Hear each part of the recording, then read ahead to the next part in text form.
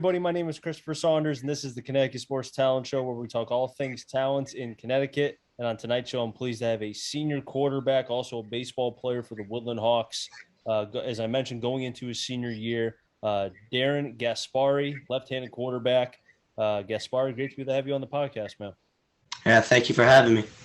Obviously, you being a multi-sport athlete is, I think, becoming more of a rarity, and we'll get into that later on because I want to talk about the baseball side too, because Woodland had one of the best seasons in program history, especially for as far as you guys got. But before we get into that, football, man, or just sports in general, when did you start playing sports? So I've been playing sports my whole life. I started with soccer when I was real young, but then my grandfather, he was a really big baseball guy, so he found me a spot where I could play, and I've been playing with the same travel team since I was 5 years old, and then started playing football for the Junior Hawks flag, then worked my way through tackle, and then just been playing for probably about 10 years now.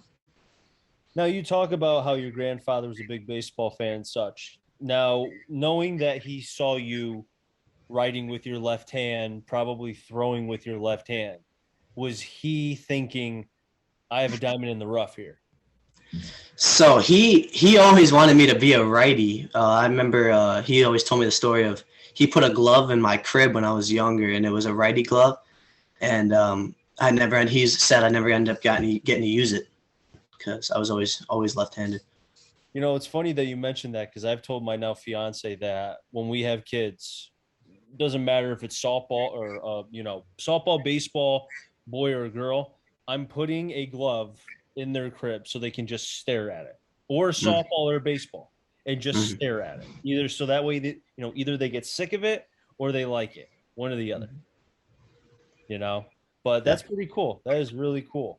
So Yes. as you were growing up, obviously baseball seemed like it was a part of your life early on, and you talked about the Junior Hawks. Did you continue on playing multiple sports as you grew as an athlete? I've always been playing three sports. We kind of have I've been playing three sports. I play basketball too. So fall time it was always football, and then right as soon as football ended, right into basketball, and then as soon as basketball ended, right into baseball. And a lot of times they would mix, and I just always loved it. I loved it. So, and speaking of those sports, now, from my knowledge from talking with various players and coaches from the Woodland area, it's a tight-knit community. It seems like sporting-wise, everybody for the most part, and I know football could be a little bit different, and baseball too to a certain degree, but it seems like you guys all play together from an early age, and then as long as nobody moves, then you go to Woodland as far as the high school. Talk to me about kind of growing up with your then friends at the time and then growing up with them throughout. Yeah, so it's really special because I've been playing with, I'd say, every senior on our football team, almost every single one of them. Been playing with them since I was like 7, 8 years old, like Jason Molsig, Michael Strachan, Ryan O'Donnell. I've been playing with those guys since we were like, I'd say 5 or 6. So it's really special to grow up with those guys and have that chemistry and then take it to the high school level. When you played for the Junior Hawks, football-wise, did you know about the Woodland program? Because at some point you were going to be at Woodland High School. So were you familiar with the program at all? I definitely was. Every year before we would start games, we would go up and we would practice with the high schoolers for a couple of days at a time, and we would like run the offense because back when they were in the wing tee, we would learn the wing tee from the high school players, which was really special. I always really look forward to doing that. Now, you mentioning the high school players kind of reminds me of many of the high school players who were on the on that team when they went back to back 8-2 and making the playoffs. I know Jason Palmieri, who's at Cheshire Academy, obviously Tyler Belinsky, who won a ring for Anna Maria College, was a part of that squad. And there were many others too. I could go on and on. Was there any particular player or players that kind of were made a big impression on you early on before you even got to Woodland? I'd say definitely Tyler Belinsky. I played flag football with him when I was like 5, and just every time I'd be at those camps, he'd be there, and he always taught me. He always treated me well, and then getting to watch him play when I was a freshman and see the success he had, it really helped me. Was there anything he said to you at an early age that kind of, even to this day, still sticks with you? I'd say it's less of anything he said and more of just how he went and how he approached every day. Like he was always getting there early, staying late, throwing with the receivers, getting extra work in, and that was something I really took to heart. Now, when you got to Woodland, you being both, because now you said you play basketball as well, correct? So with that, playing, during the fall football, during the winter basketball, and then the spring baseball. Um, did you have a sport that you felt like you were better at than the other two, or did you feel like you were at the same level for all three? I definitely think I was a little bit more of a standout, more in football and baseball than basketball, I'd say. Because football, we had the whole summer off season to really work in, and I definitely felt at home with the team that year. And I always knew that I could play baseball, play varsity at a young age. My season got canceled when I was a freshman, but I definitely thought I could play with the varsity team that year. So. And with that being, a major factor, with your season being canceled and such, that's huge. It doesn't matter what year you are, especially too if you're graduating, which you weren't. How are you, able to keep yourself mentally, sane maybe isn't the right word, but just mentally there and not put negative thoughts in your mind, like, am I ever going to play sports again? Because there was a point in time where if you watch the news, you would have thought the world was ending. Yeah. It was definitely tough. I mean, to see what the seniors that year had to go through with their season being canceled, it's like the worst feeling you could have for someone to not have their senior year, especially because we had so many seniors returning that played that last year that made an impact, and it was just so tough to see that. But I just kept my head down. I probably worked out twice every day that year when it was canceled, when we had no season, and I just had to keep working because hopefully I would get my shot, and we did. Now, how did you, either with workouts or practice, how were you able to kind of keep that athletic ability from going astray and maybe almost taking a negative side rather than making the gains that you needed to? Mm-hmm. So when our season was canceled and I was a sophomore, I was a lot smaller than you could say everyone else was, and a big thing that I needed to do was put on muscle and get stronger, and I definitely did that. And going into basketball, I had a lot of new muscle, and running, I never felt such pain from running because my muscles, they weren't used to the running, but it definitely showed the work that I put in during the off season or during the. I'm glad you mentioned the running because, now second year with, the Woodland Hawks, Coach Lato, who, if I know anything about him in my short time I've known him in just the year and a half, guy's really cool, very passionate. Definitely can hear him from towns over, that's for sure.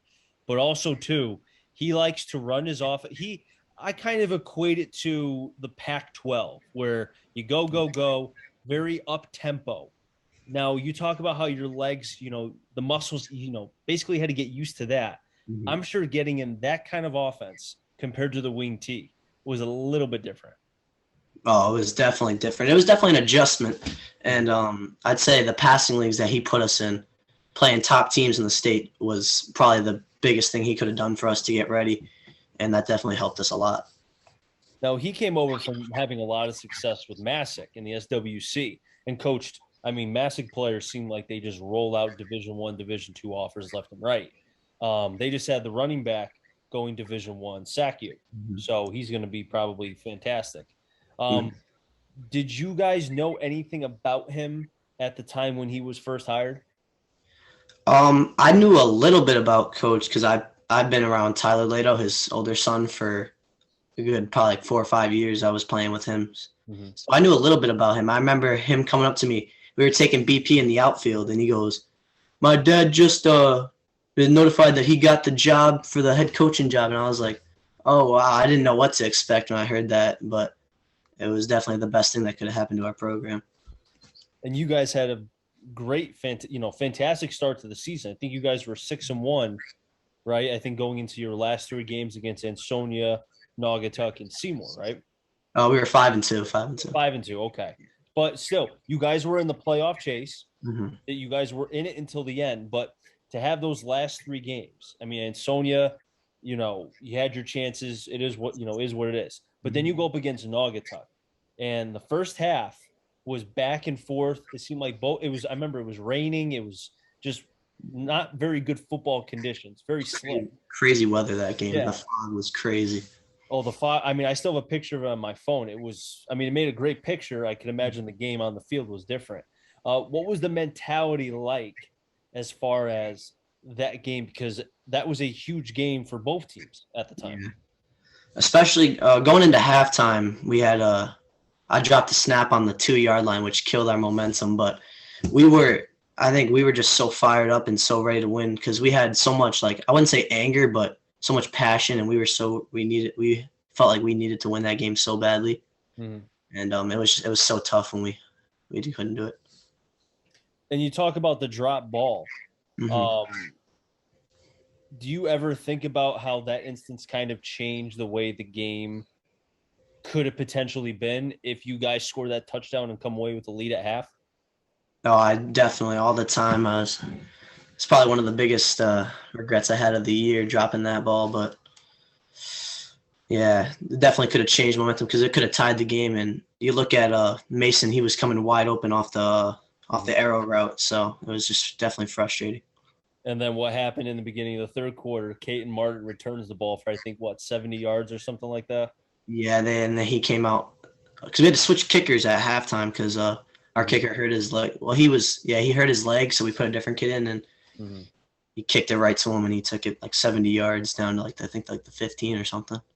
Yeah, he did that most of last year, majority when it wasn't Diedelbaum or Jet Hall from the running back position as well.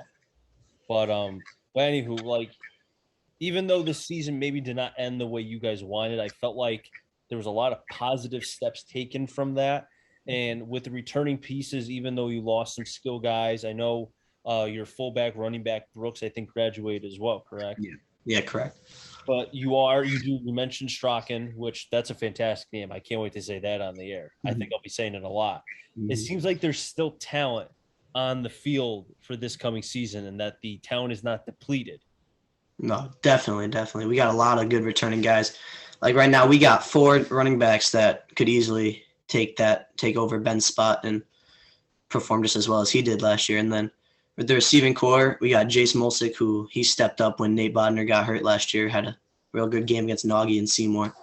And then we got a new receiver taking Morales' spot, Tyler Santiago. He's going to be real strong for us this year too. Now, are the Lato brothers going to have any potential to kind of be there? Because I know during baseball, they were making noise left and right, dude. So Tyler, he graduated, but Brett, Okay. he'll be more on the defensive side, but he can definitely make a big impact there for us. See, I forgot that there was the older one that was a senior last year. I forgot about that. But still, there's still going to be another Lato, so he's still going to be a Pesk. Yeah. That's funny. So before we get into baseball really quick, as the season ended, what was the talk? What was the chatter like between you, the staff, or just in general, the players, as far as now preparing for this season? So me and Coach Lato, we're really close. We have a really great relationship. And he basically sat me down and said, this is what we need to do. And he said, arm strength is a big thing that we need to do. And so I've been really working on that, getting ready for that. And another big thing is running more. I'm going to be using my legs a lot more this year, which is something I definitely want to do, definitely show people I can. So. Have you been watching any film, either college quarterbacks or NFL quarterbacks, to kind of get a better idea of how to utilize your speed, which then will make your arm even better? Of course. Always watching film. I'd say that's something I do probably a lot more than most people do. I am always watching film from last year's games all the time, seeing what we did good, seeing what was bad, just really getting ready to make improvements this year. Now, I want to turn the page over to baseball because the season that you guys had was one of the best. I already mentioned this before when we first started the interview, one of the best seasons for the Woodland program, period. And it was great to see my guy Steve Boehner a part of that because he's one of the best guys, not just in sports, but just overall. He's a good dude, a solid guy. Being a part of that and not just the group of seniors, but just the group in general.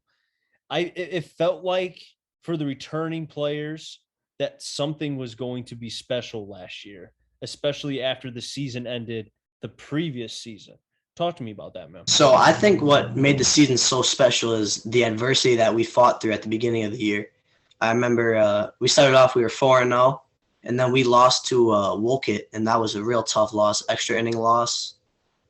And after that, I think we had a game the next day against Derby, and so Coach Boehner, he scheduled a hitting session before that. But when we got there, instead of hitting, so before the Derby game, we had we sat down and we had just honest talk about where we were and where we thought we were, and we weren't there yet, and what we wanted from the season. And that talk helped us so much, and we just showed that we worked that up to the regular season, and it showed in the playoffs that we really got to where we wanted to be. Do you think that, that success could carry over? I don't know how many I know you and obviously Lato. I don't know how many others play football, but do you think that success and a taste of championship that close to a ring, do you think that could feed over to the football season and maybe help by any chance? I think it definitely will. I think for sure for me watching Joel Barlow celebrate the championship that we came so close to winning was definitely, it left a bad taste in our mouths. And I think for football too, watching Seymour celebrate on our field, losing our helmet game, having to sit there listening to a post-game speech against Nagy after we lost, definitely is a motivation for our team. I got to ask, because I haven't been able to ask a player yet. I talked to Boehner, so I got his side. But as far as to go up against the right-hander, I think Scott was his name, from Joe Barlow. Knowing that I don't know if he's signed. I know he was drafted pretty late, so he's probably going to go to Stanford. But knowing that he's a pro prospect, God willing, he's healthy. What was it like facing that? I mean, he was the best pitcher I've ever faced. I mean, it was impressive what he was able to do. But we knew going into it who we were facing. We knew what we were going to get, and he's an incredible pitcher. What made him, and I know obviously he's got a golden arm. I mean, he could throw upper 90s. But because obviously there's guys who can throw hard, but they have no idea. It's like Wild Thing. You don't know where they're going to throw it. Mm-hmm. What made him so different? I would say it was his accuracy, his ability to get ahead in the counts, and then his off-speed pitches were very impressive too. Pretty filthy, so good enough for Pac-12 baseball? Oh, definitely. I would say so. Yeah, but you guys had a great season, and, even though you did not win the championship, again, just like, how I think it's going to lead towards football, I think it will also lead with baseball as well, because you'll get a second crack at it as well. Darren, before I let you go, I really do appreciate you coming on here. Leading up to this season, and I'm looking forward to it, you guys are in Division I with some juggernauts, the Ansonias, the Naugatucks, the Seymours, go on and on and on. What can I expect when I go to a Woodland game, and for myself broadcasting it? What can we expect this coming season? Well, we're gonna play fast. We're gonna fly around this year. Our offense, a 2-to-1 ratio is what our coach Lato keeps saying. That's what we're training at, and that's what you can expect to see from us. Now, what does a 2-to-1 ratio mean? So it's the recovery rate that we're trying to play at, and it's so after a play you get, say a play is like 4 seconds, you get an 8-second break and you're ready to go again. Is that difficult? I mean, I feel like I'm not questioning Lato by any means. He's a mad genius when it comes to offense. But just thinking about that, is that almost in a way to keep the defense off balance, but also to catch them when they're tired at basically their weakest, quote unquote? 100%. We're trying to outplay teams by beating them with speed, and because we're not as big as other teams, so we have to beat them with speed. And I think it's definitely incredibly difficult to do, but it's what we're working towards, and we're getting real close to achieving it. And what are your goals this season, Darren? My goals are more team-oriented than for me. I mean, obviously, I want to go all-state, have the best season I can do, but I want to see our team get back to the playoffs and make a deeper run this year, and I definitely think that we can achieve that.